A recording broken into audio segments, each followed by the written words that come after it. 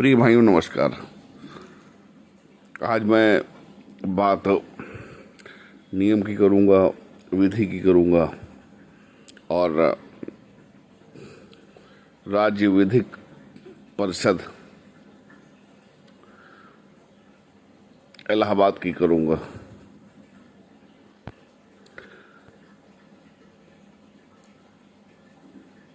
ईश्वर द्वारा जो प्रदत्त नेचुरल न्याय है, प्राकृतिक न्याय है, उसमें किसी भी प्रकार का कोई भेदभाव नहीं है।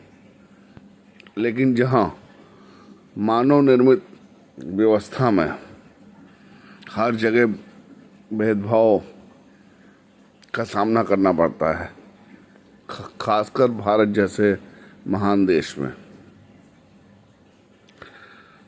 अमूमन व्यक्ति की जिंदगी 2023 में 80 से 90 वर्ष होती है और 70-80% लोग बहुत ही गरीब हैं, मध्यम वर्ग के हैं, जिनको बुनियादी सुविधाएं ब्यूरोक्रेट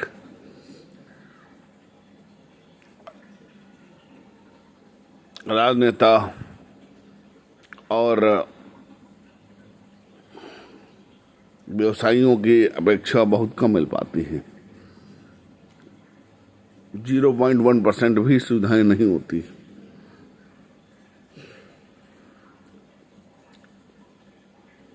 भारत में मनुष्य का जन्म होने के बाद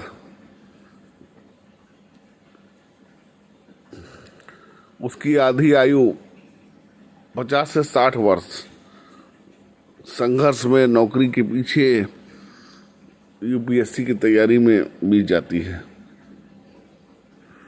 और जब जो 10-20 साल बचते भी हैं उसमें वो कुछ नहीं कर पाता है।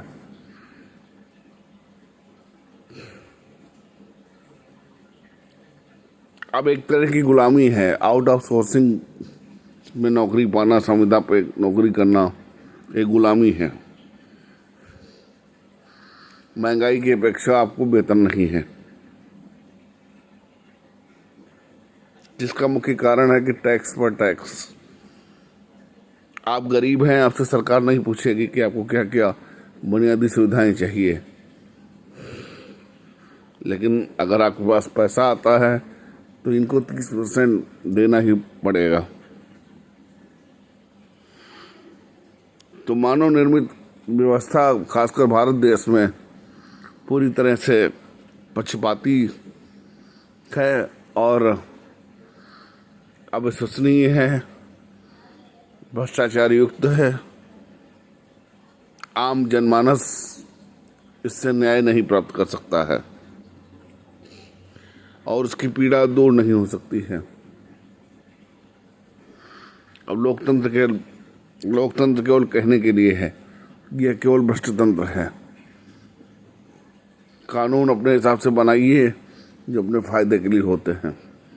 तो मैं बात कर रहा था राज्य विधिक परिषद।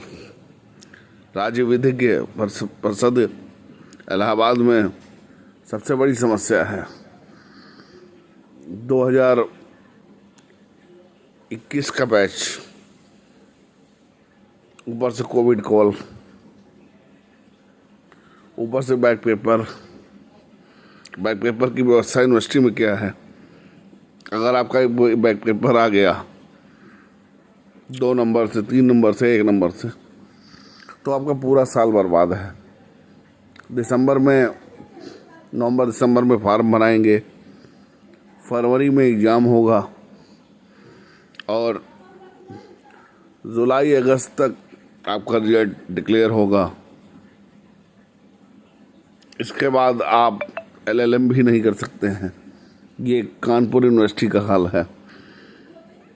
आप उसमें पीछे हो गए। अब आप राज्य विधिक परिषद के समक्ष समस्त शर्तें पूरी करके आप आवेदन करते हैं।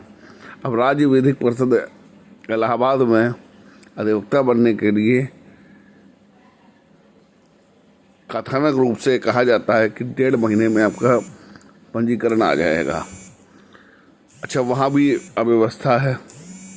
अव्यवस्था का प्रमुख कारण आवेदन बहुत हैं और वहाँ भी वीआईपी कल्चर दिया गया है। इसको वीआईपी कल्चर ही कहेंगे।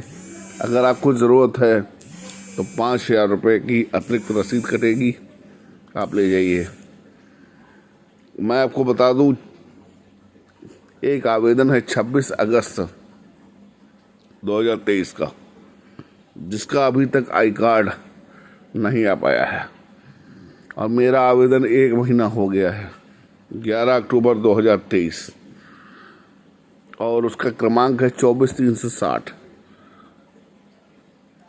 बार काउंसिल अध्यक्ष महोदय से भी निवेदन कर चुका हूं और उनको जब उन्होंने हमारे आवेदन क्रमांक की जांच कराई और परीक्षण कराया गया तो उनको 24,307 बताया गया। लेकिन जब हमने फ़ोन किया और कहा कि मोबाइल नंबर चेक करिए तो आवेदन क्रमांक दूसरा प्राप्त हुआ और अभी तक रजिस्ट्रेशन नंबर नहीं आ पाया। अब आदमी घर पे बैठा है और क्या करे। कानून के मुताबिक उपभोक्ता संरक्षण अधिनियम 1986 के तहत बार काउंसिल को उचित शुल्क दिया गया है। इसके बावजूद 4 महीने, चौथा महीना शुरू हो गया है और अभी तक आई कार्ड नहीं मिला। यह व्यवस्था है और वहाँ कर्मचारियों का रोना है, कर्मचारी कम हैं। अब कर्मचारी आपके यहाँ कम हैं, ज़्यादा हैं, इससे हमारा कोई लेना देना नहीं है। ये तो व्यवस्था है। व्यवस्था जो करते हैं, जिनका अनुशासन है, जिनका शासन है, उनको देखना चाहिए।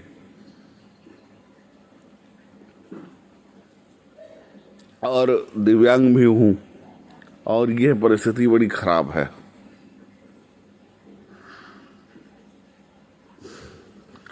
कहीं कोई सुनवाई नहीं है। कानून मंत्रालय इस पर संज्ञान ले, जिम्मेदार व्यक्ति संज्ञान ले कि ऐसा क्यों हो रहा है। और अमूमन 1.5 महीने बताया जाता है, लेकिन अब तो चौथा महीना भी खिंच रहा है। आखिर कोई लिमिट है या सब कुछ अनलिमिटेड चलेगा? 6 महीना आप 8 महीना लगा देंगे आई कार्ड देने में, फिर एक एग्ज़ाम और है, उसको कब हम लोग क्वालिफाई करेंगे? तो ये जो जिस तरह की व्यवस्था है, वीडियो न्यूज़ चलाने का मतलब जो ये घटनाक्रम हो रहा है, इसमें जो जिम्मेदार हैं माननीय बार काउंसिल के अध्यक्ष महोदय और माननीय सचिव महोदय इस व्यवस्था में सुधार करें और दिव्यांग होने के नाते हम लोगों पर विशेष ध्यान दें। जय हिंद, जय भारत।